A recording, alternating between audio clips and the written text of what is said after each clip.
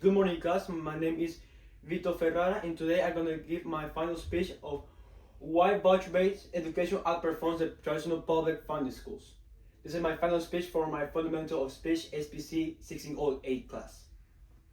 So to begin, what is the voucher-based education program? It's basically the education fundings give to the parents as a form of vouchers, so they can choose the best school for the kids. Many countries around the world choose this education, such as Sweden, Netherlands, and Chile. And many of the schools that has choose this system have openly outperformed the ones who use the public funding system. This is a quote from one of my sources, where a child lives too often determines the quality of education they receive. And also, it explains how inequality the education can be in this type of scenarios. As Chile being the most educated ranking country in South America, and both Sweden and Netherlands being the fighting top one of their respective places. So just to address what is the problem with the traditional public funded schools. So the problem is public funding is tied to geography. Poor neighborhoods trapped in underperforming schools is what we mentioned in the past slide, that kids are sentenced to go to school based by their zip code instead based by their best interest chosen by their parents. Competition is limited, less incentive for innovations. Public schools are more built to get the minimum approval rankings so they can get the funding for next year and do the same that year, and it's a repeating cycle that does not incentivize for innovation in the long run. This has led to children choose private tutors instead of their own professors in their respective schools. Public schools sometimes hold back advanced and motivated students. And as you can see, a billion-dollar tutoring industry has emerged because families feel public schools are not meeting the academic expectations, being a big problem in our education system. This being a quote from my source. So how vouchers solve these problems, you may ask? Parents can choose their schools and their children want to go. So instead of a child going to school that is based where they live, the parents can choose which school their kid has to go, so it's the best interest for the child, for the parents, and for the institution. Funding follows the students, create accountability. If both the schools and the parents are more responsible for their decisions of sending their childs, and a school acts more like a private entity, innovation, specialized programs, and measurable performance.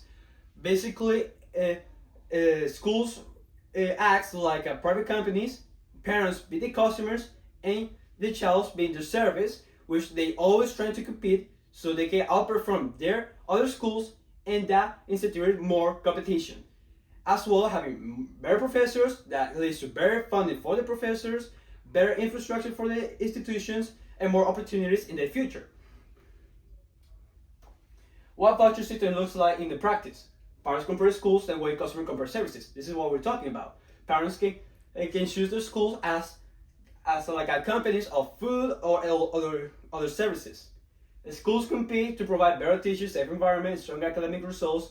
As talking about academic results, this is a graph of the year 2000 to 2009 after the 1992 vouchers school reform in Sweden. Shows the pizza, basically the ACT of Swedish, how the blue line, the vouchers, completely outperform the public funding that is the red line.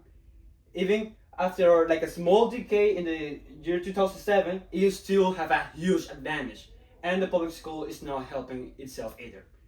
This only shows that in the long run, academically, it's just the best option for improve the quality of education and have a better future for our students.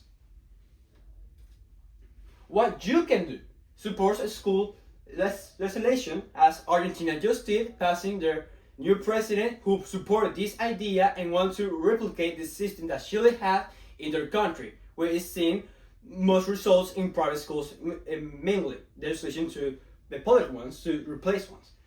stay informed with variable the educational policy.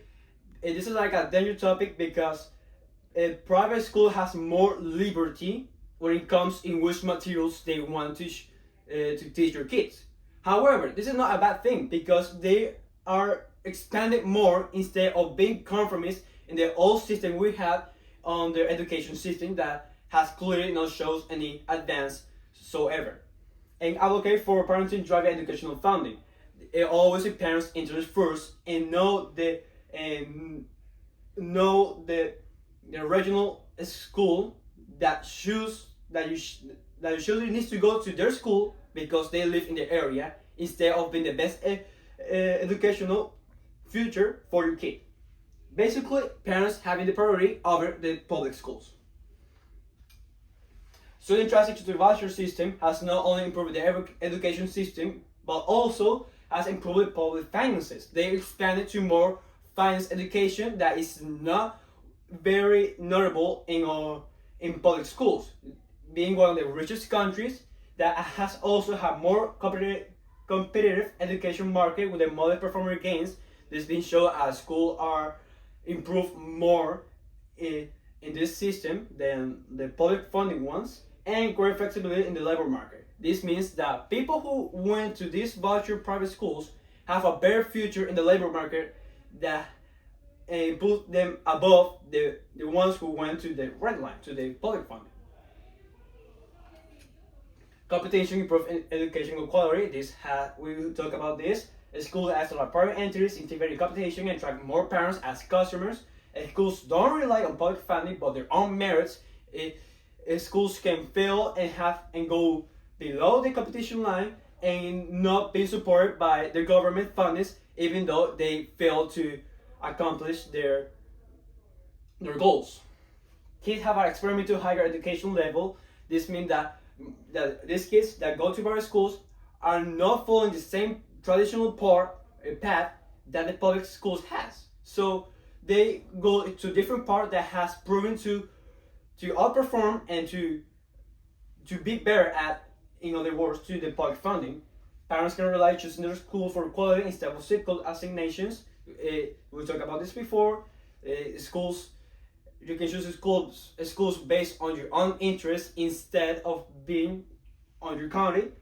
And Chile being one of the best ranking countries in South America, as well with their Sweden and Netherlands in the respective countries. But Chile has like a special case because it's one of the few countries, for not saying the only one, to having this system and have dramatically have an advantage to their competitors like schools in Colombia, in Brazil, in Argentina, or even Uruguay that is more developed than Chile.